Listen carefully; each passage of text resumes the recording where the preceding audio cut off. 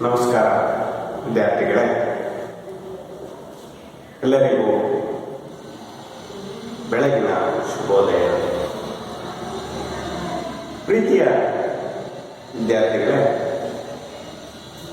ಇಂದು ನಾವು 9ನೇ ತರಗತಿ ಪದ್ಯಪಾಠ ಸಿರಿಯ ನೀನೆನ್ನ ಬಣ್ಣಿತೆನು ಈ ಪದ್ಯ ಭಾಗವನ್ನು ತಿಳಿದುಕೊಳ್ಳೋಣ.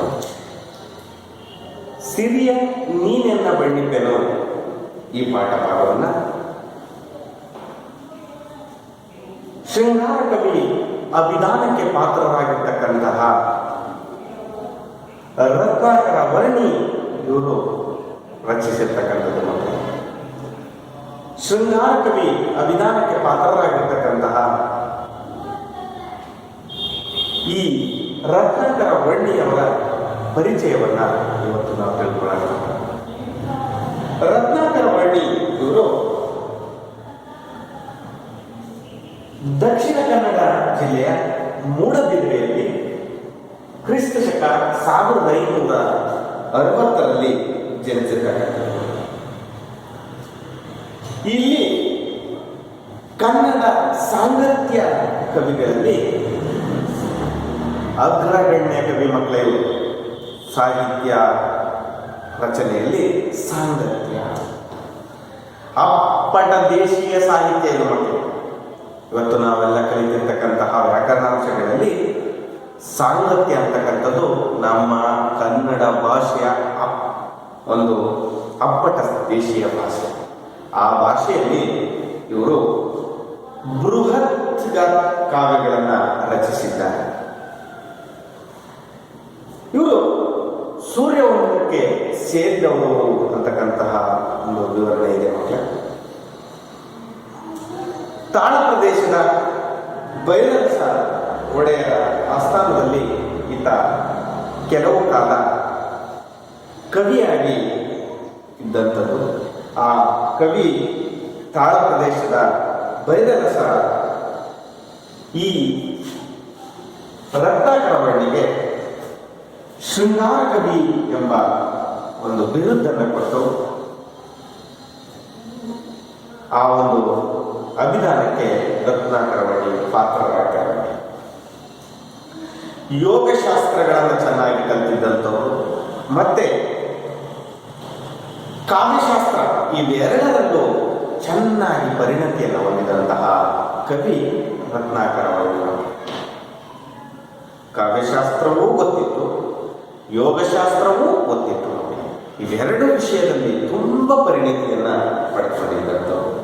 ಇವರು ರಚಿಸಿರ್ತಕ್ಕಂತಹ ಕಾವ್ಯಗಳು ಜೈನ ಧಾರ್ಮಿಕ ಕಾವ್ಯಗಳು. ಜೈನ ಧರ್ಮಕ್ಕೆ ಸಂಬಂಧಿಸಿದಂತಹ ಕಾವ್ಯಗಳನ್ನು ಇವರು ರಚಿಸಿದ್ದಾರೆ. ಈ ಅಪರಾಜಿತೇಶ್ವರ ಶತಕ, ತ್ರಿದೋಷಕ ಶತಕ, ರತ್ನಾಕರಾಧೀಶ್ವರ ಶತಕ ಇವೆಲ್ಲವೂ ಕೂಡ ಜೈನ ಧರ್ಮಕ್ಕೆ ಸಂಬಂಧಿಸಿರ್ತಕ್ಕಂತಹ ಕಾವ್ಯಗಳು. ಗೊತ್ತಾಗ್ತಾ ಇದೆಯಲ್ಲ ನೋಡಿ, ಇವು ಎಲ್ಲ ಕಾವ್ಯಗಳು ಕೂಡ ಜೈನ ಧರ್ಮಕ್ಕೆ ಸಂಬಂಧಿಸಿದಂತಹ ಕಾವ್ಯಗಳು. ಇವರು ಸುಮಾರು 2000 ಸಾಂಪ್ರದಾಯಿಕ ಹಾಡುಗಳನ್ನು ಕೂಡ ರಚಿಸಿದ್ದಾರೆ ಮಕ್ಕಳೇ.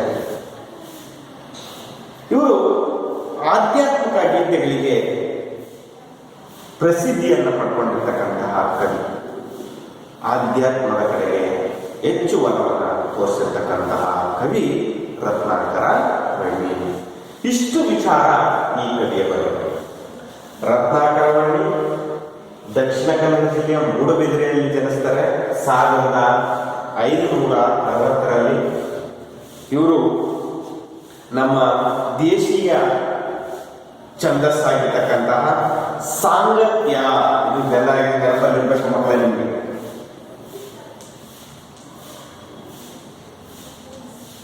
ಇದು ದೇಶೀಯ ಛಂದಶಾಸ್ತ್ರ ಅಂತ ಹೇಳ್ತೀವಿ. ಆ ಛಂದಶಾಸ್ತ್ರದಲ್ಲಿ ನಮ್ಮ ಅಪ್ಪಟ ದೇಶೀಯ ಭಾಷೆ, ಆ ಭಾಷೆಯಲ್ಲಿ ಬಂದಿರತಕ್ಕಂತಹ ವ್ಯಾಕರಣ ಸಾಂಗತ್ಯ. ಈ ಸಾಂಗತ್ಯದಲ್ಲಿ ಅವರು ಕಾವ್ಯವನ್ನು ರಚಿಸಿದ್ದಾರೆ. ಇವರು ಸೂರ್ಯವಂಶಕ್ಕೆ ಸೇರಿದವರು ಅಂತಕ್ಕಂಥದ್ದು. ತಾಳ ಪ್ರದೇಶದ ಭೈರವ ಶ್ರವಣೆಯ ಆಸ್ಥಾನದಲ್ಲಿ ಕೆಲವು ಕಾಲ ಇರ್ತಾರೆ. ಆ ನಂತರದಲ್ಲಿ ಇವರಿಗೆ ಶೃಂಗಾರ ಕವಿ ಅಂತಕ್ಕಂತಹ ವಿಧಾನ ಸಿಗುತ್ತೆ. ಆಮೇಲೆ ಇವರು ಅಪರಾಜಿತೇಶ್ವರ ಶತಕ, ತ್ರಿಲೋಕ ಶತಕ, ರತ್ನಾಕರಾಧೀಶ್ವರ ಶತಕ, ಇನ್ನೂ ಅನೇಕ ಕಾವ್ಯಗಳನ್ನ ಜೈನ ಧರ್ಮಕ್ಕೆ ಆಧರಿಸಿರ್ತಕ್ಕಂಥ ಕಾವ್ಯಗಳನ್ನ ಬರೀತಾರೆ. ಇದಾದ ಮೇಲೆ ಅವರು ಅನೇಕ 2,000 ಸಾಂಪ್ರದಾಯಿಕ ಹಾಡುಗಳನ್ನ ಜೊತೆಗೆ ಆಧ್ಯಾತ್ಮ ಗೀತೆಗಳನ್ನು ಕೂಡ ಬರೀತಾರೆ.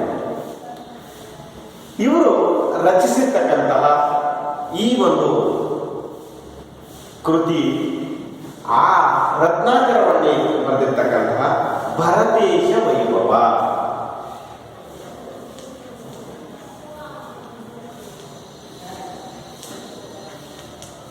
ಗಮನದಲ್ಲಿಟ್ಕೊಳ್ಳಿ ಮಕ್ಕಳೇ, ಇದು ಕೂಡ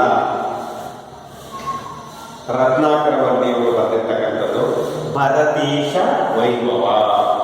ಈ ಒಂದು ಕೃತಿಯನ್ನ ತ ಸು ಶ್ಯಾಮರಾಯ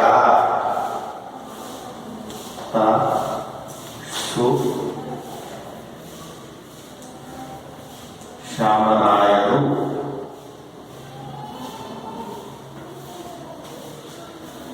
ಸಂಪಾದಿಸಿರ್ತಕ್ಕಂಥ ರತ್ನಾಕರವನ್ನೇ ಬರೆದಿರ್ತಕ್ಕಂತಹ ಭರತೇಶ ವೈಭವ ಕೃತಿಯನ್ನ, ವಿರಚಿತ ಕೃತಿಯನ್ನ ಸಂಪಾದಿಸಿರ್ತಕ್ಕಂಥವರು ಯಾರು? ಶ್ಯಾಮರಾಯರು. ನೀವು ಈ ಶ್ಯಾಮರಾಯರು ಬರೆದಿರ್ತಕ್ಕಂತಹ ಭರತೇಶ ವೈಭವ ಕೃತಿಯನ್ನ ತೆಗೆದುಕೊಂಡು ನೋಡಿದ್ರೆ ಅದರಲ್ಲಿ ಆಸ್ಥಾನ ಸಂಧಿ ಅಂತಕ್ಕಂತಹ ಭಾಗ ಇದೆ. ಅದರಲ್ಲಿ ಪುಟ ಸಂಖ್ಯೆ 89ರಿಂದ 93ರವರೆಗೆ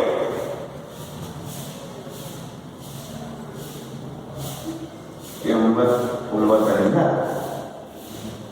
93ರವರೆಗೆ ಇರ್ತಕ್ಕಂತಹ ಪುಟ ಸಂಖ್ಯೆಯಲ್ಲಿ ನಾವು ಇವತ್ತು ಹೇಳ್ತಿರ್ತಕ್ಕಂಥ ಕಲಿತಿರ್ತಕ್ಕಂತಹ ಪಾಠಭಾಗ ಸಿಗ್ತದೆ.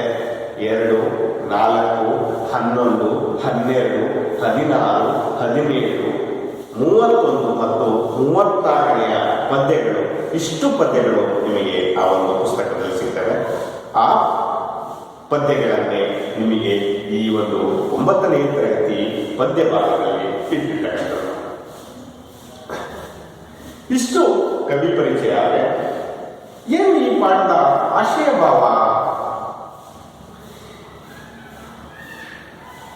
ಈ ಭರತೇಶ ವೈಭವ ನಾನು ಆಗಲೇ ಹೇಳಿದ ಹಾಗೆ ಇದೊಂದು ಮಹಾಕಾವ್ಯ, ಜೈನ ಧರ್ಮಕ್ಕೆ ಸಂಬಂಧಿಸಿರ್ತಕ್ಕಂತಹ ಕಾವ್ಯ. ಈ ಕಾವ್ಯವನ್ನ ನಾನು ಹಾಗೆ ಹೇಳಿದ ಹಾಗೆ ಯಾವ ಒಂದು ಛಂದಸ್ಸಿನಲ್ಲಿ ರಚಿಸಿದ್ದಾರೆ? ಸಾಹಿತ್ಯ ಸಾಂಗತ್ಯ ಛಂದಸ್ಸಿನಲ್ಲಿ.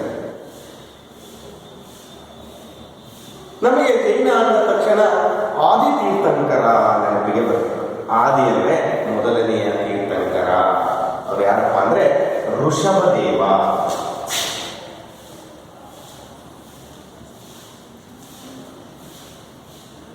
ಆದಿ ತೀರ್ಥಂಕರ ಜೈನರ ಮೊದಲನೇ ತೀರ್ಥಂಕರ. ಜೈನ ಧರ್ಮದಲ್ಲಿ ತೀರ್ಥಂಕರು ಅಂತ ಬರ್ತಾರೆ. ಅದರಲ್ಲಿ ಮೊದಲನೆಯ ತೀರ್ಥಂಕರ ಯಾರು? ಋಷಭದೇವ.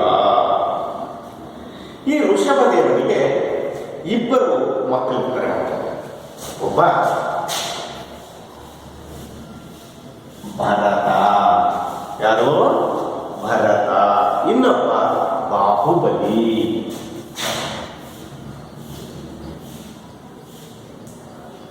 ನೀವು ಬಾಹುಬಲಿಯ ಬಗ್ಗೆ ಶ್ರವಣಬೆಳಗೊಳದ ಒಂದು ಮೂರ್ತಿಯನ್ನು ನೋಡಿದಾಗ ಪರಿಚಯ ಆಗುತ್ತೆ. ಭರತ ಕೂಡ ಆತನ ಅಣ್ಣ. ಇವರಿಬ್ಬರು ಕೂಡ ಯಾರ ಮಕ್ಕಳು? ಋಷಭದೇವನ ಮಕ್ಕಳು. ಜೈನರ ತೀರ್ಥಂಕರರಲ್ಲಿ ಮೊದಲನೆಯ ತೀರ್ಥಂಕರ ಆದಿ ತೀರ್ಥಂಕರ ಅಂತ ಕರೀತಾರೆ. ಆದಿ ತೀರ್ಥಂಕರ ಯಾರು? ಋಷಭದೇವ. ಋಷಭದೇವನಿಗೆ ಭರತ ಮತ್ತು ಬಾಹುಬಲಿ ಎಂಬ 2 ಮಕ್ಕಳಿರ್ತಾರೆ. ಮಕ್ಕಳೇ, ಇವರಿಬ್ಬರ ಕಥೆಯನ್ನೊಳಗೊಂಡಿರ್ತಕ್ಕಂತಹ ಒಂದು ಕಾವ್ಯವೇ ಯಾವುದು? ಭರತೇಶ ವೈಭವ. ಅರ್ಥ ಆಗ್ತಾ ಇದೆಯಲ್ವಾ? ನೋಡಿ, ಗಮನದಲ್ಲಿ ಕೇಳಿಸ್ಕೊಳ್ಳಿ. ಋಷಭದೇವನ ಮಕ್ಕಳಾಗಿರ್ತಕ್ಕಂತಹ ಭರತ ಮತ್ತು ಬಾಹುಬಲಿಯ ಕಥೆಯನ್ನು ಒಳಗೊಂಡಿರುವಂತಹ ಕಾವ್ಯವೇ ಭರತೇಶ. ಈ ಋಷಭದೇವನ ಆಡಳಿತ ಮುಗಿದ ಮೇಲೆ ತನ್ನ ರಾಜ್ಯವನ್ನ ಇಬ್ಬರು ಮಕ್ಕಳಿಗೂ ಕೂಡ ಹಂಚುತ್ತಾರೆ ಮಕ್ಕಳೇ. ಆಗ ಅಯೋಧ್ಯೆಯನ್ನ ಆಳ್ತಾ ಇರ್ತಕ್ಕಂಥವರು ಭರತ. ಗಮನದಲ್ಲಿಟ್ಕೊಳ್ಳಿ, ಅಯೋಧ್ಯೆಯನ್ನ ಆಡಳಿತ ಮಾಡ್ತಿರ್ತಕ್ಕಂಥ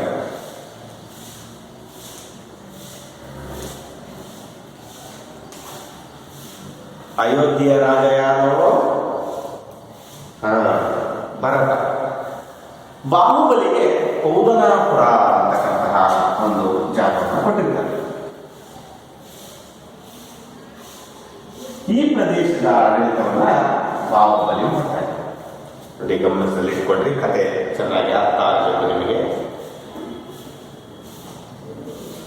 ಭರತ ಮತ್ತು ಬಾಹುಬಲಿ ಇಬ್ಬರಿಗೂ ಒಂದೊಂದು ಸೀಮಿತವಾದ ಪ್ರದೇಶವನ್ನ ಆಡಳಿತವನ್ನ ಮಾಡಲಿಕ್ಕೆ ಕೊಟ್ಟಿದ್ದಾರೆ. ಭರತ ಅಯೋಧ್ಯೆಯನ್ನ, ಬಾಹುಬಲಿ ಪೌದನಾಪುರವನ್ನು.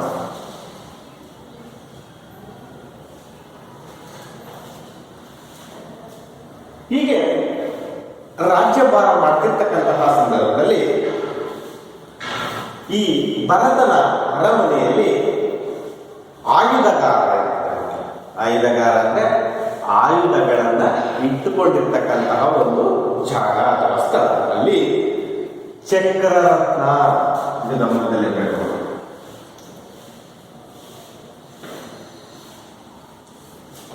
ಚಕ್ರರತ್ನ ಇದು ಹುಟ್ಟಿ ಈ ಚಕ್ರರತ್ನವನ್ನ ಹೊಂದಿಟ್ಟುಕೊಂಡು ಭರತ ದಿಗ್ವಿಜಯವನ್ನು ನಡೆಸ್ತಾರೆ. ಎಲ್ಲವನ್ನು ಜಯಿಸ್ತಾರೆ. ಎಲ್ಲವನ್ನ ಜಯಿಸಿ ಇವನಿಗೆ ಒಂದು ಬಿರುದು ಅಥವಾ ಅವನಿಗೆ ಒಂದು ಸ್ಥಾನ ಸಿಗುತ್ತೆ. ಅವನೇ ಪ್ರಥಮ ಚಕ್ರಿ ಅಂತ ಕರೀತಾರೆ.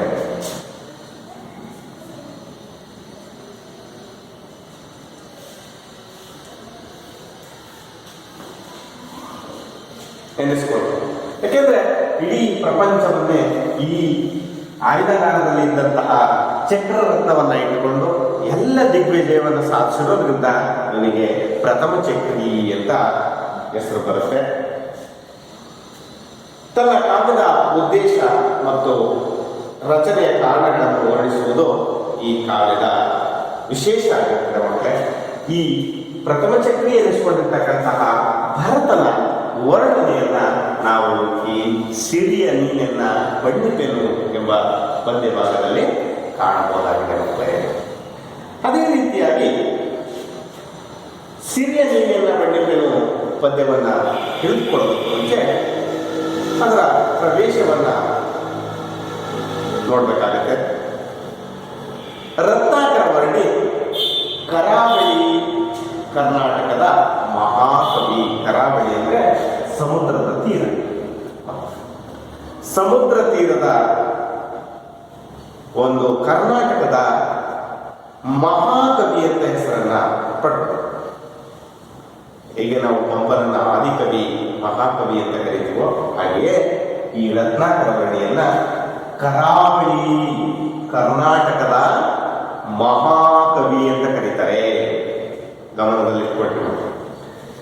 ಅಪ್ಪಟ ದೇಶೀಯ ಭಾಷೆ, ಆಗ್ಲೇ ನಾನು ನಿಮಗೆ ಹೇಳಿದ್ದೀನಿ, ಅದು ಅಪ್ಪಟ ದೇಶೀಯ ಛಂದಸ್ಸು ಯಾವುದೋ ಸಾಂಗತ್ಯ. ಈ ಸಾಂಗತ್ಯದಲ್ಲಿ ಬೃಹತ್ ಕಾವ್ಯವನ್ನ ರಚಿಸಿದ್ದ ಈತ. ಇದೊಂದು ಭೋಗ ಮತ್ತು ಯೋಗ ಸಮನ್ವಯವಾಗಿರ್ತಕ್ಕಂತಹ ಒಂದು ಕಾವ್ಯ. ಆತನ ವರ್ಣನಾ ಶೈಲಿ ಹೇಗಿರ್ತಪ್ಪ ಅಂದ್ರೆ ಪದ ಸಂಪತ್ತು ಸ್ವಚ್ಛಂದವಾಗಿರ್ತದೆ. ಈ ಚಂದೋವಿಲಾಸ ಇತ್ಯಾದಿಗಳನ್ನ ಇದರಲ್ಲಿ ಕಾಣಬಹುದಾಗಿದೆ. ಇಷ್ಟು ವಿಚಾರಗಳನ್ನ ನೀವು ತಿಳ್ಕೋಬೇಕಾಗ್ತದೆ ಮಕ್ಕಳೇ. ಭೋಗ ಮತ್ತು ಯೋಗ, ವರ್ಣನ ಶೈಲಿ, ಪದ ಸಂಪತ್ತು ಸ್ವಚ್ಛಂದವಾಗಿ ಈ ಒಂದು ಕಾವ್ಯದಲ್ಲಿ ಅಥವಾ ಛಂದಸ್ಸಿನಲ್ಲಿ ಕಾಣಬಹುದಾಗಿದೆ. ಈ ವಿದ್ಯಾರ್ಥಿಗಳು ಏನು ಈ ಕಾವ್ಯ ಅಭ್ಯಾಸವನ್ನ ದೃಷ್ಟಿಯಲ್ಲಿಟ್ಟುಕೊಂಡು ಇವೆಲ್ಲವನ್ನ ತಿಳಿಯಬೇಕೆಂಬುದೇ ಈ ಒಂದು ಪಾಠಭಾಗದ ಪದ್ಯಭಾಗದ ಆಶಯ ನೋಡಿ. ಛಂದಸ್ಸಿನ ಬಗ್ಗೆ ತಿಳಿಬೇಕಾದರೆ, ಯೋಗ ಮತ್ತು ಭೋಗಗಳ ಬಗ್ಗೆ ವರ್ಣನೆ ಹೇಗೆ ಮಾಡಿದರೆ ಅಂತಕ್ಕಂತಹ ಶೈಲಿ, ಇವೆಲ್ಲವನ್ನು ನೀವು ಕಲಿಬೇಕಾಗ್ತದೆ ಮಕ್ಕಳೇ. ಹಾಗಾಗಿ ಈ ಒಂದು ಪಾಠಭಾಗದ ಪದ್ಯಭಾಗವನ್ನು ನಾನು ನನಗೆ ತಿಳಿದಷ್ಟು ಮಟ್ಟಿಗೆ ಹೇಳ್ತಾ ಹೋಗ್ತೀನಿ. ನೀವು ಆಲಿಸ್ತಾ ಹೋಗಿ, ಆ ನಂತರದಲ್ಲಿ ಅದರ ವಿವರಣೆಯನ್ನು ನಿಮಗೆ ಕೊಡ್ತೀನಿ. ಭಿನ್ನ ಗುರುವೆ ಧ್ಯಾನಕ್ಕೆ ಬೇಸರಾದಾಗ ನಿನ್ನ ನಾದಿಯ ಮಾಡಿಕೊಂಡು ಕನ್ನಡದೊಳಗೊಂದು ಕಥೆಯ ಬೇಡುವೆನನು. ನಿನ್ನಾಜ್ಞೆ ಕಂಡ ನನ್ನೊಡೆಯ ಅಯ್ಯಯ್ಯ ಚೆನ್ನಾದುದೆನೆ ಕನ್ನಡಿಗರು ರಯ್ಯ ಮಂಚಿದೇನೆ. ತೆಲುಗ ಅಯ್ಯಯ್ಯ ಎಂಚ ಪೋಲಾಂಡೆಂದು ತುಳುವರು ಮೈಯುಬ್ಬಿ ಕೇಳಬೇಕಂಡು. ಭರತ ಭೂತಳಗೆ ಶೃಂಗಾರವಾದ ಯೋಧ್ಯಪುರದುಳು ಮೂಲೋಕ ಪೊಗಳೆ. ಭರತ ಚಕ್ರೇಶ್ವರ ಸುಖ ಬಾಳುತ್ತಿರ್ದನ ಸಿರಿಯ ನೀನೆಂದ ಮಣ್ಣಿಪೆನು. ಪುರು ಪರಮೇಶನ ಹಿರಿಯ ಕುಮಾರನು ನರಲೋಕಕ್ಕೊಬ್ಬನೇ ರಾಯ. ಮುರಿದು ಕಣ್ಣಿಟ್ಟರೆ ಕ್ಷಣಕ್ಕೆ ಮುಕ್ತಿಯ ಕಾಮ. ಭರತ ಚಕ್ರಿಯ ಹೇಳಲಳವೇ. ಆ ವಿಭು ಒಂದಿನ ಹೃದಯದೊಳೆದು ದೇವತಾರ್ಚನೆಯನ್ನು ಮಾಡಿ ಚಾವಡಿಗೈದಿ ತಾನೋಲಗವಾದೊಂದು ಶ್ರೀವಿಲಾಸವನೇನೆಂಬೆ. ನವರತ್ನ ಹೇಮ ನಿರ್ಮಿತ ವೆನಿಪಸ್ಥಾನ ಭವನದೊಳ ರಾಜರತ್ನ ಚವಿ ಒಡೆದೆಸೆದನು. ರತ್ನಕ ಪುಷ್ಪಕದೊಳು ವಿಜೇಂದ್ರನೊಪ್ಪು ಒಂದದೋಳು. ತರತರವಿಡಿದು ದಾಳಿಸುತ್ತಿನ ದೀರ್ಘ ಚಾಮರಗಳ ಸಾಲೊಳೆಸೆದನು. ಅರಿವ ಬೆಳ್ಮುಗಿಲೋ ತೋರಿ ಮರಸುವ ಚಂದಿರನೋ ಭಾಸ್ಕರನೋ ಎಂಬಂತೆ. ಅಂಬುಜವೆಲ್ಲವೂ ರವಿಯ ನೋಡ್ಬಂತೆ, ನೀಲಾಂಬುಜ ನೋಡ್ಬಂತೆ. ಶಶಿಯ ತುಂಬಿದ ಸಭೆಯೆಲ್ಲ ನೃಪನ ನೋಡುವ ಮಿಕ್ಕ ಹಂಬಲ ಮರೆದುಲಲ್ಲಿ. ನಿಧಾನವಾಗಿ ಗಮನಿಸಿ ಮತ್ತೆ ಇನ್ನೊಂದು ಬಾರಿ ಓದ್ತೀನಿ. ನೀವು ಆದಷ್ಟು ಮಟ್ಟಿಗೆ ಅದನ್ನ ಪದಗಳನ್ನು ಕೂಡಿಸಿ ಓದುವ ಅಭ್ಯಾಸವನ್ನ ಬೆಳೆಸಿಕೊಳ್ಳಿ ಅಂತ ಹೇಳ್ತಾರೆ. ನಿಧಾನವಾಗಿ ಓದ್ತಾ ಹೋಗ್ತೀನಿ. ಈಗ ಅದನ್ನು ನಿಧಾನವಾಗಿ ಆಲಿಸಿ, ಒಂದು ಆ ನಂತರದಲ್ಲಿ ನೀವು ಮತ್ತೆ ಮನಸ್ಸಿನಲ್ಲಿ ಓದ್ಬೋದು. ಭಿನ್ನ ಗುರುವೆ ಧ್ಯಾನಕ್ಕೆ ಬೇಸರಾದಾಗ ನಿನ್ನ ನಾದಿಯ ಮಾಡಿಕೊಂಡು ಕನ್ನಡದೊಳಗೊಂದು ಕಥೆಯ ಬೇಡುವೆನದು. ನಿನ್ನಾಜ್ಞೆ ಕಂಡ ನನ್ನೊಡೆಯ ಅಯ್ಯಯ್ಯ ಚೆನ್ನಾಗುದೇನೆ ಕನ್ನಡಿಗರು ರಯ್ಯ ಮಂಚಿದೇನೆ ತೆಲುಗ ಅಯ್ಯಯ್ಯ ಎಂಚ ಪೋರ್ಲಾಂಡೆಂದು ತುಳುವರು ಮೈಯುಬ್ಬಿ ಕೇಳಬೇಕಣ್ಣ. ಭರತ ಭೂತಳಕ್ಕೆ ಶೃಂಗಾರವಾದ್ಯ ಯೋಧ್ಯಪುರದು ಮೂಲೋಕ. ಭರತ ಚಕ್ರೇಶ್ವರ ಸುಖ ಬಾಳುತ್ತಿರ್ದನ ಸಿರಿಯ ನೀನೆಲ್ಲ ಬಣ್ಣಿಪೆನು. ಪುರು ಪರಮೇಶನ ಹಿರಿಯ ಕುಮಾರನು ನರಲೋಕಕ್ಕೊಬ್ಬನೇ ರಾಯ. ಮುರಿದು ಕಣ್ಣಿಟ್ಟರೆ ಕ್ಷಣಕ್ಕೆ ಮುಕ್ತಿಯ ಕಾಂಬ. ಭರತ ಚಕ್ರಿಯ ಹೇಳಲಳವೆ. ಆ ವಿಭು ಒಂದಿನ ಹೃದಯದೊಳೆದ್ದು ದೇವತಾರ್ಚನೆಯನ್ನು ಮಾಡಿ ಚಾವಡಿಗೈದಿ ತಾನೋಲಗವಾದೊಂದು ಶ್ರೀವಿಲಾಸವನೇನೆಂಬೆ. ನವರತ್ನ ಹೇಮ ನಿರ್ಮಿತ ವೆನಿಪಸ್ಥಾನ ಭವನದೊಳ ರಾಜರತ್ನ ಚವಿ ಒಡೆದೆಸೆದೆನು. ರತ್ನ ಪುಷ್ಪಕದೊಳು ವಿಜೇಂದ್ರನೊಪ್ಪುವಂದದೊಳು. ತರತರವಿಡಿದು ದಾಳಿಸುತ್ತಿಹ ದೀರ್ಘ ಚಾಮರಗಳ ಸಾಲೊಳೆಸೆದೆನು. ಹರಿವ ಬೆಳ್ಮುಗಿದೋ ತೋರಿ ಮರೆಸುವ ಚಂದಿರನೋ ಭಾಸ್ಕರನೋ ಎಂಬಂತೆ. ಅಂಬುಜವೆಲ್ಲವೂ ರವಿಯ ನೋಡ್ಬಂತೆ, ನೀಲಾಂಬುಜ ನೋಡ್ಬಂತೆ. ಶಶಿಯ ತುಂಬಿದ ಸಭೆಯೆಲ್ಲ ನೃಪನ ನೋಡುವ ಮಿಕ್ಕ ಹಂಬಲ ಮರೆದು ತಂದಲ್ಲಿ. ನಿಧಾನವಾಗಿ ಆಲಿಸ್ಕೊಳ್ರಿ ಮಕ್ಕಳೇ. ತುಂಬ ಸುಂದರವಾಗಿರ್ತಕ್ಕಂತಹ ಒಂದು ಪಾಠ ಪದ್ಯ. ಈ ಒಂದು ಪದ್ಯದಲ್ಲಿ ರತ್ನಾಕರ ವರ್ಣಿ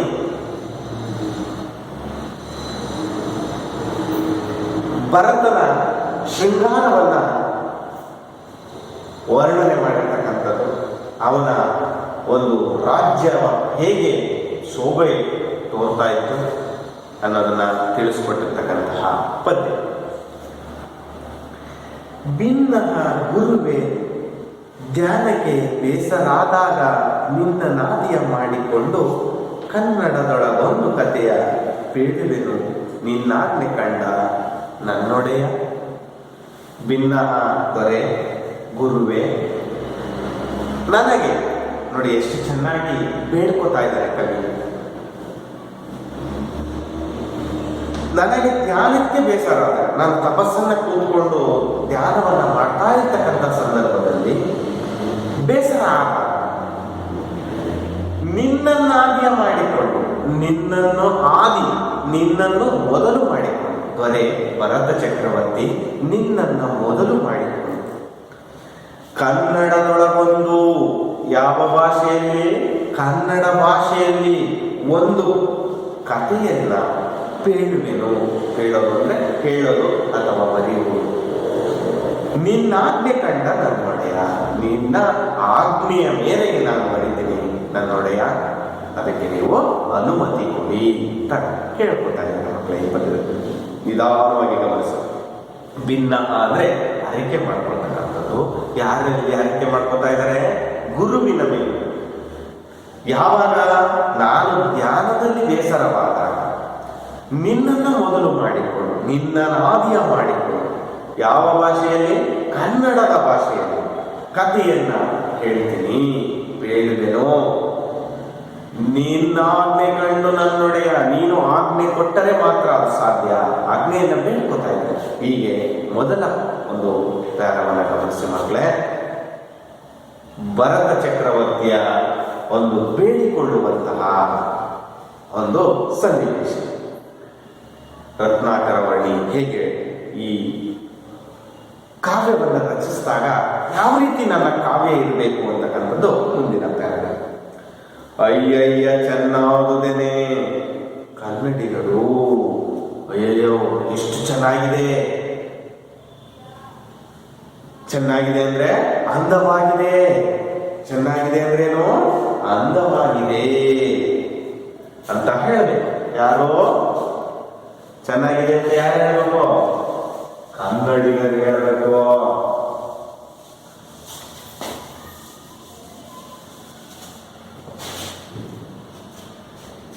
ರಯ್ಯ ಅಂದವಾಗಿದೆ.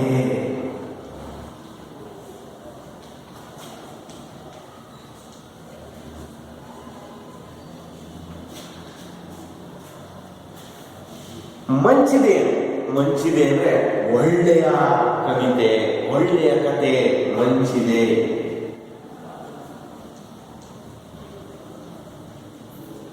ಮಂಚಿದೆ ಅಂದ್ರೇನು?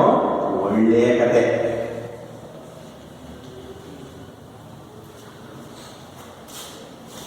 ಅಂತ ಯಾರು ಹೇಳಬೇಕು? ತೆಲುಗಿನವರು ಹೇಳಬೇಕು. ಅವತ್ತಿನ ಕಾಲದಲ್ಲಿ ತೆಲುಗಿನವರು, ತುಳುವಿನವರು, ಕನ್ನಡಿಗರು ಎಲ್ಲರೂ ಮೆಚ್ಚುವಂತಹ ಕಥೆಯನ್ನ ಬರೆಯುವ ಪ್ರಯತ್ನವನ್ನ ರತ್ನಾಕರ ವರ್ಣಿ ಮಾಡಿದರು. ಅಯ್ಯಯ್ಯ ಚೆನ್ನಾಗುದೇನೆ ಕನ್ನಡಿಗರು. ಕನ್ನಡಿಗರಿಗೆಲ್ಲ ಏನಂತ ಹೇಳ್ತಾರೆ? ತುಂಬಾ ಅಂದವಾಗಿದೆ ಅಂತ ಹೇಳಬೇಕು. ಆ ತರದ ಕಥೆಯನ್ನ ಬರೀಬೇಕು. ರಯ್ಯ ಮಂಚಿದೇನೆ ತೆಲುಗಿನವರು ಏನಂತ ಹೇಳಬೇಕು? ಒಳ್ಳೆಯ ಕಥೆ ಅಂತ ಹೇಳಬೇಕು. ಅಯ್ಯಯ್ಯ ಎಂಚ ಪೋರ್ಲಾಂಡೆಂದು. ಎಂಚ ಅಂದ್ರೆ ತುಂಬಾ. ಎಂಚ ಅಂದ್ರೇನು? ತುಂಬಾ.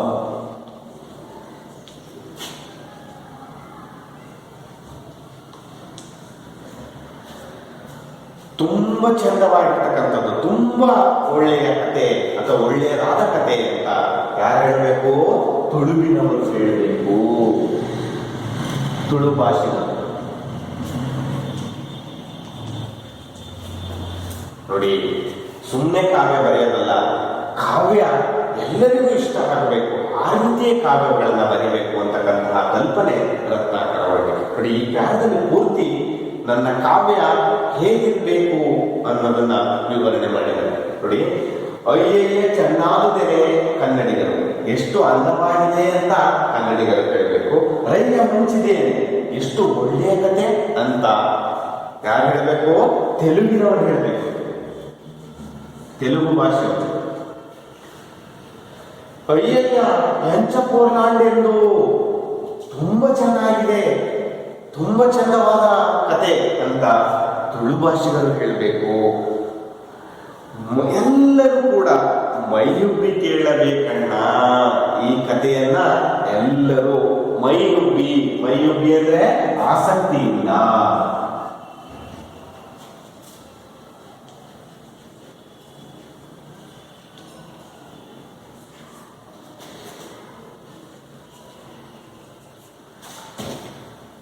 ನೋಡಿ, ಇಷ್ಟು ಭಾಷೆಗಳು ಕೂಡ ಈ ನನ್ನ ಕಥೆಯನ್ನ ಆಸಕ್ತಿಯಿಂದ ಕೇಳಬೇಕು, ಆ ರೀತಿಯ ಕಥೆಯನ್ನ ನಾನು ಬರೀತೀನಿ ಅಂತ ರತ್ನಾಕರ ವರ್ಣಿಯವರು ಹೇಳ್ತಾ ಇದ್ದಾರೆ. ಇಷ್ಟು ವಿಚಾರಗಳನ್ನು ಗಮನಿಸಿದ್ದಾರೆ. ಮುಂದಿನ ಒಂದು ಪ್ಯಾರ ಭರತ ಚಕ್ರವರ್ತಿಯ ವರ್ಣನೆ.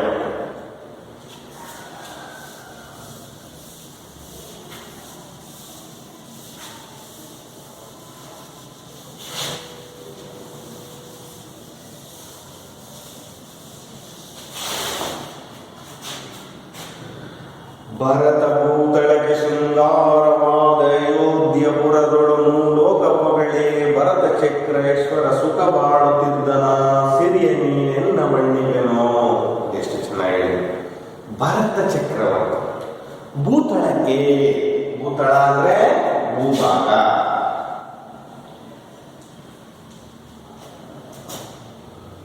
ಭೂಮಿ ಅಥವಾ ರಾಜ್ಯ. ಯಾವ ರಾಜ್ಯ? ಭರತ ಭೂತಳಕ್ಕೆ, ಭರತನ ಭೂಮಿ, ಭಾರತದ ಭೂಮಿ, ಭರತಖಂಡದ ಭೂಮಿ. ಶೃಂಗಾರವಾದ ಅಯೋಧ್ಯೆ, ಯಾವುದೋ ಅಯೋಧ್ಯೆ ಶೃಂಗಾರವಾಗಿದೆ, ಅಲಂಕಾರಿತವಾಗಿದೆ. ಪುರಗಳು, ಈ ಶೃಂಗಾರವಾಗಿರ್ತಕ್ಕಂತಹ ಅಯೋಧ್ಯೆಯ ಪುರದೊಳಗೆ ಮೂಲೋಕ ಪೊಗಳೆ. ಮೂಲೋಕ ಅಂದ್ರೆ ಮೂರು ಲೋಕಗಳು, ಸ್ವರ್ಗ, ಮರ್ತ್ಯ, ಪಾತಾಳ.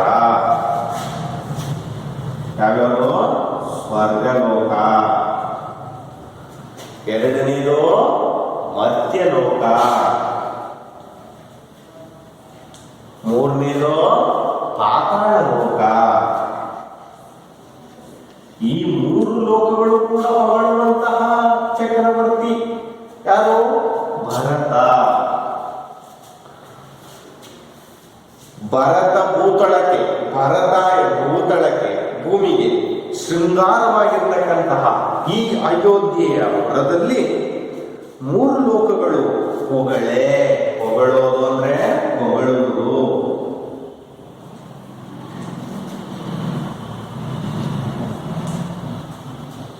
ಮೂರು ಲೋಕವು ಹೊಗಳುವಂತಹ ಭರತ ಚಕ್ರೇಶ್ವರ, ಭರತ ಚಕ್ರವರ್ತಿ ಸುಖ ಬಾಳುತ್ತಿದ್ದನ. ಆ ಸುಖವಾಗಿ ರಾಜ್ಯಭಾರವನ್ನು ಮಾಡಿಕೊಂಡು ಹೋಗ್ತಿದ್ದಂತಹ ವ್ಯಕ್ತಿ ಅವನ ಸಿರಿಯ ನೀನೆನ್ನ ಬಣ್ಣಿಸೆನು. ಯಾವ ರೀತಿ ಇವನ ಸಂಪತ್ತನ್ನ, ವೈಭವನ್ನ ನಾನು ಏನಂತ ವರ್ಣಿಸ್ತೀಯಪ್ಪ ಅಂತ ತನಗ್ತಾನೆ ಪ್ರಶ್ನೆಗಳನ್ನ ಹಾಕೊಂಡು ಮತ್ತೆ ಆ ವರ್ಣನೆಯನ್ನ ಮಾಡುವ ಪ್ರಯತ್ನವನ್ನ ಮಾಡ್ತೇನೆ. ಮುಂದಿನ ಕ್ರಮ.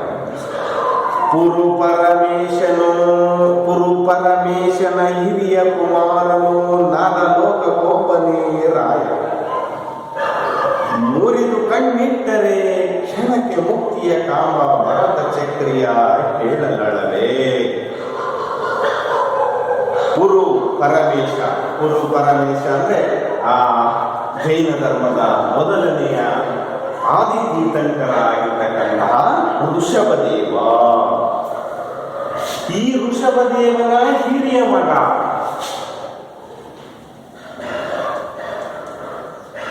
ಯಾರು? ಭರತ. ಪುರು ಪರಮೇಶನ ಹಿರಿಯ ಕುಮಾರ, ಕುಮಾರ ಅಂದ್ರೆ ಮಗ. ನರಲೋಕಕ್ಕೊಬ್ಬನೇ ರಾಯ, ಈ ಭೂಲೋಕಕ್ಕೆ ಒಬ್ಬನೇ ರಾಜ, ಚಕ್ರವರ್ತಿ. ರಾಯ ಅಂದ್ರೇನು? ಚಕ್ರವರ್ತಿ.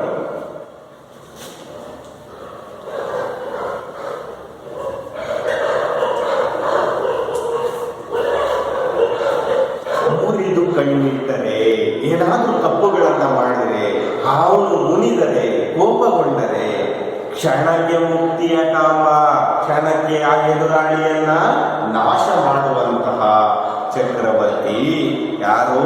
ಭರತ. ಈ ಈ ಭರತ ಚಕ್ರಿ, ಚಕ್ರಿ ಅಂದ್ರೆ ಚಕ್ರವರ್ತಿ, ಚಕ್ರಿ ಅಂದ್ರೂ ಕೂಡ ಚಕ್ರವರ್ತಿ. ಹೇಳಲೇ, ಹೇಳಲೇ ಅಂದ್ರೆ ಸಾಧ್ಯವೇ.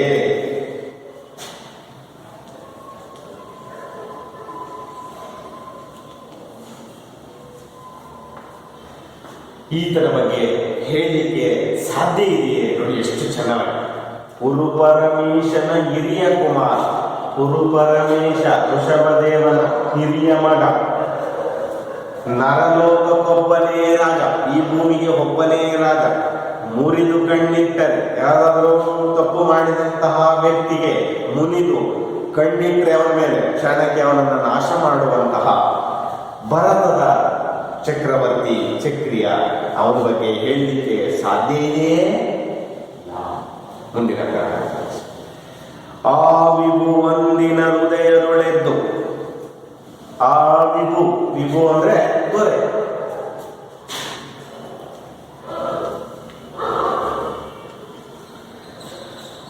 ಪ್ರತಿನಿತ್ಯ ಅವನ ದಿನಚರಿ ಹೇಗಿತ್ತು ಅನ್ನೋದನ್ನ ಈ ಪ್ಯಾರದಲ್ಲಿ ಗಮನಿಸ್ಕೊಳ್ಳೋಣ.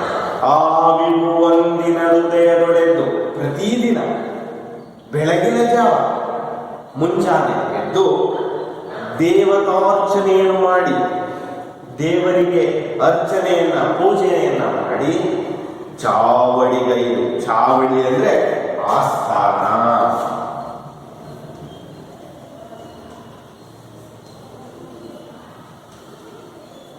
ಹಿಂದಿನ ಕಾಲದಲ್ಲಿ ಈ ಓಲಗ ಶಾಲೆ ಅಂತ ಕರೆಯೋರು, ಹಳ್ಳಿಗಳಲ್ಲಿ ಪಂಚಾಯಿತಿ ಸೇರುವಂತಹ ಸ್ಥಳವನ್ನು ಚಾವಡಿ ಅಂತ ಕರೆಯೋರು, ಗ್ರಾಮದ ಕಚೇರಿ ಮನೆಯ ಮುಂದಿನ ಚಿಗಲಿ ಅದು ಕೂಡ ಚಾವಡಿ ಅಂತ ಹೇಳೋರು. ಇಲ್ಲಿ ಚಾವಡಿ ಅಂದ್ರೆ ಆಸ್ಥಾನ, ಅಂದ್ರೆ ರಾಜ ತನ್ನ ಸಭೆಯನ್ನ ಸೇರ್ತಿದ್ದಂತಹ, ದರ್ಬಾರನ್ನ ಮಾಡ್ತಿದ್ದಂತಹ, ಓಲಗವನ್ನ ನಡೆಸ್ತಿದ್ದಂತಹ ಜಾಗಕ್ಕೆ ಆಸ್ಥಾನ ಅಂತ ಹೇಳ್ತೀವಿ. ಚಾವಡಿಗೈದು ತಾನೋಲಗ, ಓಲಗ ಅಂದ್ರೆ ದರ್ಬಾರ.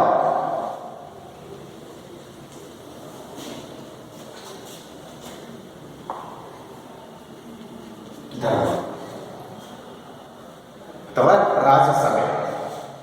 ಶ್ರೀವಿಲಾಸವನ್ನೇನೆಂದಿವೆ? ಶ್ರೀವಿಲಾಸ ಅಂದ್ರೆ ವೈಭವ. ಆ ವ್ಯಕ್ತಿಯ ವೈಭವವನ್ನ ನಾನು ಹೇಗೆ ವರ್ಣಿಸಲಿ ಅಂತ ಹೇಳ್ತಿದ್ದಾರೆ, ಮತ್ತೆ ವರ್ಣನೆಯನ್ನ ಮಾಡ್ತಾರೆ. ನೋಡಿ, ಪ್ಯಾರವನ್ನು ಇನ್ನೊಂದ್ಸಲಿ ಗಮನಿಸಿ. ಆ ವಿಭು ಒಂದು ದಿನ ಹೃದಯದೊಳೆದು, ಪ್ರತಿದಿನ ಅನ್ನುವ ಅರ್ಥವನ್ನ ಕಲ್ಪಿಸ್ಕೊಳ್ಳಿ ಮಕ್ಕಳೇ. ದೇವತಾರ್ಚನೆಯನ್ನು ಮಾಡಿ, ಪೂಜೆಯನ್ನ ಮಾಡಿ, ಚಾವಡಿಗೈದು ತಾನೋಲಗವಾದ ದರ್ಬಾರಿಗೆ ಬಂದಂತಹ ಸಂದರ್ಭ, ಆ ವೈಭವವನ್ನ ಶ್ರೀವಿಲಾಸವನ್ನೇನೆಂದೆ ಏನೆಂದು ವರ್ಣಿಸಲಿ ಅಂತ ಹೇಳ್ತಾರೆ. ಮುಂದಿನ ಪ್ಯಾರವನ್ನು ಗಮನಿಸಿ. ನವರತ್ನ ಹೇಮ ನಿರ್ಮಿತ ವಿನಿಪಸ್ಥಾನ ಭವನದೊಳ ರಾಜರತ್ನ ಚೆವಿ ಒಡೆದೆಸೆದನು ರತ್ನ ಪುಷ್ಪಕದೊಳು ದಿವಿ ಕ್ಷೇತ್ರ ನೋಕುವಂದದೊಳು. ನವರತ್ನ, ನವ ಅಂದ್ರೆ 9 ರತ್ನಗಳ ಮಕ್ಕಳೇ. ವಜ್ರ, ಮಾಣಿಕ್ಯ, ಮರಕತ, ಪುಷ್ಯರಾಗ, ನೀಲ, ಗೋಮೀತಿಕ, ವೈಡೂರ್ಯ, ಮುತ್ತು ಮತ್ತು ಅವಳ, ಇಷ್ಟು ರತ್ನಗಳ ನವರತ್ನ. ಹೇಮ ನಿರ್ಮಿತ, ಹೇಮ ಅಂದ್ರೆ ಚಿನ್ನದ ಒಂದು ನಿರ್ಮಿಸಿದ, ಚಿನ್ನದಿಂದ ನಿರ್ಮಿತವಾಗಿರುವಂತಹ ಆಸ್ಥಾನ, ನವರತ್ನಗಳಿಂದ ಶೃಂಗಾರ ಮಾಡಿರ್ತಕ್ಕಂತಹ, ಚಿನ್ನದ ಲೇಪನಗಳನ್ನು ಮಾಡಿರ್ತಕ್ಕಂಥ ಆಸ್ಥಾನ, ಆ ಭವನಗಳ, ಅವುಗಳ ಒಳಗಡೆ, ನವರತ್ನದ ಒಳಗಡೆ ಇದು ರಾಜರತ್ನ. ನೋಡಿ ಎಷ್ಟು ಚೆನ್ನಾಗಿ ಹೇಳಿದ್ರು ಮಕ್ಕಳೇ. ನವರತ್ನ ಜೊತೆಗೆ ಹೇಮ ನಿರ್ಮಿತ, ಹೇಮ ಅಂದ್ರೆ ಚಿನ್ನ, ಗಮನದಲ್ಲಿ ಹೇಮ ಅಂದ್ರೆ ಏನೋ ಚಿನ್ನ, ಚಿನ್ನದಿಂದ ನಿರ್ಮಿತವಾಗಿರುವಂತಹ ಸ್ಥಾನ, ಎಷ್ಟು ಶೃಂಗಾರಮಯವಾಗಿರ್ತಕ್ಕಂತಹ ಸ್ಥಾನ ಒಂದು ಅಯೋಧ್ಯೆ ಅನ್ನೋದನ್ನ ಇದರಲ್ಲಿ ನೋಡಿ. ಆ ಭವನದೊಳು ಇದು ರಾಜರತ್ನ, ಯಾರೋ ಭರತ ಚಕ್ರವರ್ತಿ. ಚೆವಿ ಒಡೆದೆಸೆದನು, ಚೆವಿ ಅಂದ್ರೆ ಕಾಂತಿ.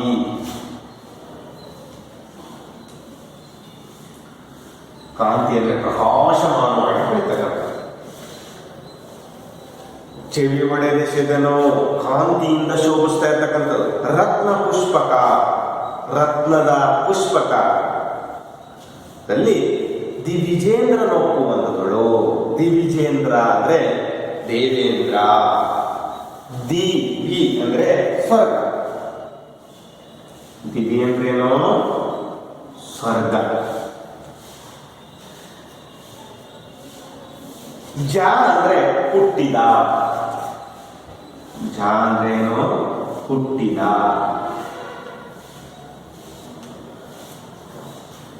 ದಿವಿಜ, ದಿವಿಜ ಅಂದ್ರೆ ಏನಾಯ್ತು ಅಲ್ಲಿಗೆ? ಸ್ವರ್ಗದಲ್ಲಿ ಹುಟ್ಟಿದ. ಯಾರು ಸ್ವರ್ಗದಲ್ಲಿ ಹುಟ್ಟಿದ? ದೇವತೆ.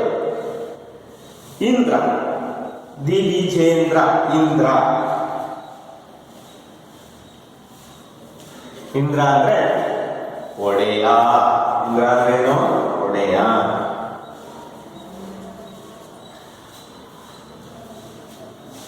ದಿವಿ ಅಂದ್ರೆ ಸ್ವರ್ಗ, ಜ ಅಂದ್ರೆ ಹುಟ್ಟಿದ, ಇಂದ್ರ ಅಂದ್ರೆ ಒಡೆಯ. ದಿವಿಜೇಂದ್ರ ಸ್ವರ್ಗದಲ್ಲಿ ಹುಟ್ಟಿರುವ ಒಡೆಯ. ಯಾರೋ? ದೇವತೆಗಳ ಒಡೆಯ. ಅಂದ್ರೆ ಯಾರೋ? ದೇವೇಂದ್ರ.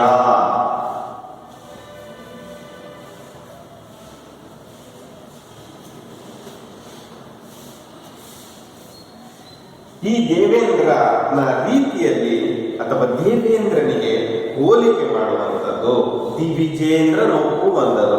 ದಿವಿಜೇಂದ್ರನ, ದೇವೇಂದ್ರನ ರೀತಿಯಲ್ಲಿ ಶೋಭಿಸುತ್ತಿರ್ತಕ್ಕಂತಹ ಭರತ ಚಕ್ರವರ್ತಿ. ದೇವೇಂದ್ರನ ರೀತಿ ವರ್ಣನೆ ಮಾಡ್ತಾ ಇರ್ತಕ್ಕಂಥದ್ದು ಇವರಿಗೆ ಎಷ್ಟು ಚೆನ್ನಾಗಿದೆ ಈ ಪ್ಯಾರಾಗ್ರಾಫ್. ನವರತ್ನ ಹೇಮ ನಿರ್ಮಿತವಾಗಿರ್ತಕ್ಕಂತಹ ಸ್ಥಾನದಲ್ಲಿ, ಭವನದಲ್ಲಿ ರಾಜರತ್ನ ಇಟ್ಟ. ಇವನು ಹೇಗೆ ಚೆವಿ ಒಡೆದೆಸಲು ಕಾಂತಿ, ಶೋಭೆ, ಪ್ರಕಾಶಮಾನವಾಗಿ ಬೆಳೆದಿರ್ತಕ್ಕಂತಹ ರತ್ನ ಪುಷ್ಪಕದೊಳಗೆ ಹೇಗೆ ದೇವೇಂದ್ರ ಕೂತಿದನೋ ಹಾಗೆಯೇ ಇಲ್ಲಿ ಭರತ ಚಕ್ರವರ್ತಿ ಇದ್ದಾನೆ. ದೇವೇಂದ್ರನ ಸ್ವರೂಪಿ ಅಂತ ಭರತನನ್ನ ಹೊಗಳ್ತಾ ಇರ್ತಕ್ಕಂಥದ್ದು.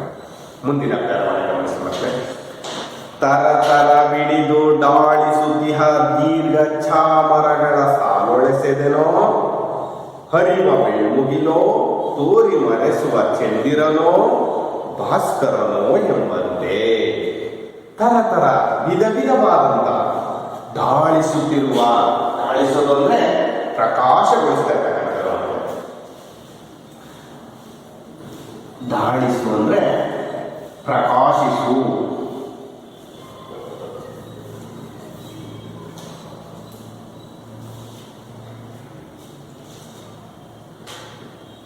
ದೀರ್ಘ ಚಾಮರಗಳು, ಚಾಮರಗಳು ಅಂದ್ರೆ ಸಾಲುಗಳು, ಮರದ ಸಾಲುಗಳು. ಅಲ್ಲಿ ಮಧ್ಯೆ ಬೆಳಕು ಬರ್ತಾ ಇರ್ತದಲ್ಲ ಮಕ್ಕಳೇ, ಆ ಬೆಳಕು ಒಂದು ಬಾರಿ ಬರುತ್ತೆ ಹೋಗುತ್ತೆ.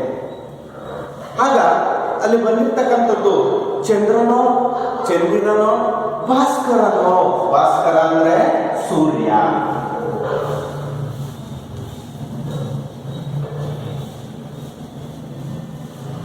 ದೀರ್ಘ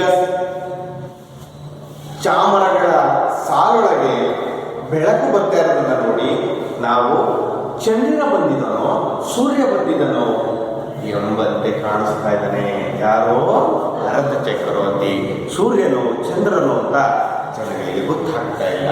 ಅಂದ್ರೆ ಈ ಸೂರ್ಯ ಚಂದ್ರನ ಸ್ವರೂಪಿ ಭರತ ಚಕ್ರವರ್ತಿ ಅಂತ. ಮುಂದಿನ ಈ ಅಂಬುಜವೆಲ್ಲವೂ ರವಿಯ ನೋಡ್ಪಂತೆ, ನೀಲಾಂಬುಜ ನೋಡ್ಪಂತೆ ಶಶಿಯ, ತುಂಬಿದ ಸಭೆಯೆಲ್ಲ ಕೃಪನ ನೋಡುವ ಮಿಕ್ಕ ಹಂಬಲ ಮರಗಳಲ್ಲಿ. ಈ ಪ್ಯಾರವನ್ನ ನೀವು ಬಹಳ ಗಮನಿಸಿ ಮಕ್ಕಳೇ. ಅಂಬುಜ, ಅಂಬುಜ ಅಂದ್ರೆ ತಾವರೆ.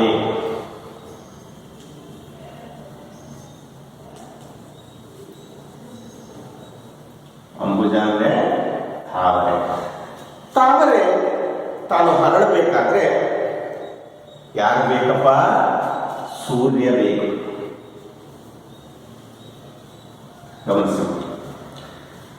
ಹಾಗಾದ್ರೆ ತಾವರೆ ಯಾರ ಬರುವಿಕೆಯನ್ನ ಕಾಯ್ತಾ ಇರುತ್ತೆ? ಸೂರ್ಯನ ಉದಯವನ್ನ ಕಾಯ್ತಾ ಇರುತ್ತೆ. ನೀಲಾಂಬುಜ, ನೀಲಾಂಬುಜ ಅಂದ್ರೆ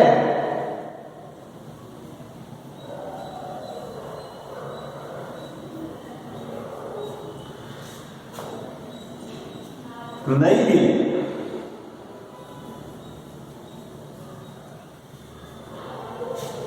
ನೀಲಾಂಬುಜ ಅಂದ್ರೆ ನೈದಿಲೆ ಮಕ್ಕಳೇ. ನೈದಿಲೆ ಚಂದ್ರನನ್ನ ಕಾಯುತ್ತೆ.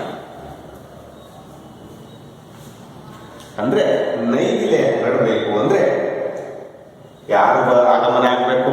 ಚಂದ್ರ. ನೋಡಿ ಪ್ರಕೃತಿ ಹೇಗಿದೆ ಮಕ್ಕಳು. ತಾವರೆ ಹರಡಬೇಕು ಅಂದ್ರೆ ಸೂರ್ಯನ ಬೆಳಕು ಬೇಕು. ನೀಲಾಂಬುಜ ನೈದಿಲೆ ಹರಡಬೇಕು ಅಂದ್ರೆ ಚಂದ್ರ ಬೇಕು.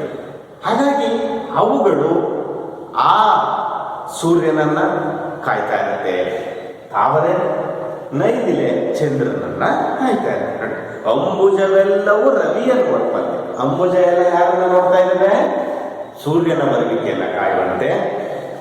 ನೀಲಾಂಬುಜ ನೋಡುವಂತೆ ಶಶಿಯ. ಶಶಿ ಅಂದ್ರೆ ಚಂದ್ರ.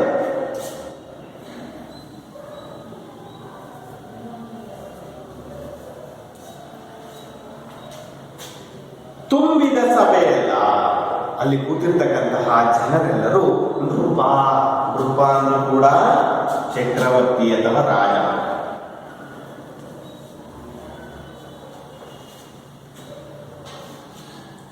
ನೋಡುವ ಮಿಕ್ಕ ಹಂಬಲ, ಬೇರೆಯ ಚಿಂತೆ. ಹಂಬಲ ಅಂದ್ರೆ ಚಿಂತೆ.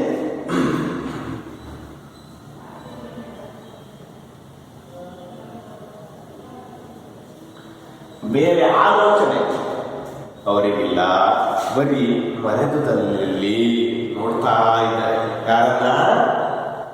ಭರತ ಚಕ್ರವರ್ತಿಯನ್ನ ನೋಡುವುದಷ್ಟೇ ಅವರ ಚಿಂತೆ. ಈ ಹೇಗೆ ಅಂಬುಜ ಸೂರ್ಯನ ಬಿಟ್ಟು ಬೇರೆ ಯಾರನ್ನು ನೋಡೋದಿಲ್ಲ, ನೈದಿಲೆ ಚಂದ್ರನನ್ನ ಬಿಟ್ಟು ಬೇರೆ ಯಾವ ಕಡೆ ಗಮನ. ಹಾಗೆಯೇ ಅಲ್ಲಿಯ ಅಯೋಧ್ಯೆಯ ಜನ ಭರತ ಚಕ್ರವರ್ತಿಯನ್ನ ನೋಡೋದನ್ನ ಬಿಟ್ಟು ಬೇರೆ ಯಾವ ಚಿಂತೆಯೂ ಅವರಿಗೆ ಇಲ್ಲ. ಆ ರೀತಿ ರಾಜನನ್ನ ನೋಡ್ತಾ ಕೂತಿದ್ದಾರೆ ಅಂತಕ್ಕಂತಹ ವರ್ಣನೆಯನ್ನ ಕವಿ ಈ ಒಂದು ಸಿರಿಯ ನೀನೆನ್ನ ಬಣ್ಣಿಪೆನು ಎಂಬ ಪದ್ಯದಲ್ಲಿ ತುಂಬಾ ಅರ್ಥಗರ್ಭಿತವಾಗಿ ವರ್ಣನೆಯನ್ನ ಮಾಡಿದರೆ. ಇಷ್ಟು ಪದ್ಯ ನಿಮಗೆ ತುಂಬಾ ಸೊಗಸಾಗಿ ಅರ್ಥ ಆಗಿದೆ ಅಂತ ನಾನು ಭಾವಿಸ್ತೀನಿ ಮಕ್ಕಳೇ. ಈ ಸಾಂಗತ್ಯ ಕಾವ್ಯವನ್ನ ತುಂಬಾ ಚೆನ್ನಾಗಿ ಮತ್ತೆ ಮತ್ತೆ ಓದಿ ಅರ್ಥೈಸಿಕೊಳ್ಳಿ. ನಿಮಗೆ ಎಷ್ಟು ಮಟ್ಟಿಗೆ ಅರ್ಥ ಆಗಿದೆ ಅಂತಕ್ಕಂತಹ ವಿವರಣೆಯನ್ನ ತಿಳ್ಕೊಳ್ಳೋದಕ್ಕೋಸ್ಕರ ನಾನು ಒಂದೆರಡು ಪ್ರಶ್ನೆಗಳನ್ನ ನಿಮಗೆ ಕೇಳ್ತೀನಿ. ಸಿರಿಯ ನೀನೆನ್ನ ಬಣ್ಣಿಪೆನು ಈ ಪದ್ಯ ಭಾಗವನ್ನ ಬರೆದಿರುವಂತಹ ಕವಿ ಯಾರೋ? ರತ್ನಾಕರ ವರ್ಣಿ. ಈ ರತ್ನಾಕರ ವರ್ಣಿ ಎಲ್ಲಿ ಜನಿಸಿದರು ಹೇಳ್ತಾರೆ ಮಕ್ಕಳೇ? ಎಲ್ಲಿ ಹೇಳಿ? ದಕ್ಷಿಣ ಕನ್ನಡ ಜಿಲ್ಲೆಯ ಮೂಡಬಿದಿರೆಯಲ್ಲಿ ಜನಿಸ್ತಾರೆ. ಈತನಿಗೆ ಒಂದು ಬಿರುದಿದೆ. ಹೇಳ್ತೀರಾ? ಶೃಂಗಾರ ಕವಿ. ಕರೆಕ್ಟ್. ಏನು? ಶೃಂಗಾರ ಕವಿ. ಜೈನರ ಆದಿ ತೀರ್ಥಂಕರ ಯಾರು ಮಕ್ಕಳೇ? ಜೈನರಲ್ಲಿ ಆದಿ ತೀರ್ಥಂಕರ ಅಂತ ಕರೆಸ್ಕೊಂಡಿರ್ತಕ್ಕಂಥ ಮೊದಲನೇ ತೀರ್ಥಂಕರ ಋಷಭದೇವ. ಋಷಭದೇವನಿಗೆ ಎಷ್ಟು ಜನ ಮಕ್ಕಳು? 2. ಒಬ್ಬವ ಭರತ ಮತ್ತು ಬಾಹುಬಲಿ. ಇವತ್ತು ನಾವು ಈ ಸಿರಿಯ ನೀನೆನ್ನ ಬಣ್ಣಿಪೆನು ಪದ್ಯ ಭಾಗದಲ್ಲಿ ಯಾವ ವ್ಯಕ್ತಿಯ ವರ್ಣನೆ ಆಗ್ತಾ ಇದೆ? ಹೌದು, ಯಾವುದು? ಭರತ ಚಕ್ರವರ್ತಿಯ ವರ್ಣನೆ ಆಗ್ತಾ ಇದೆ ಮಕ್ಕಳೇ.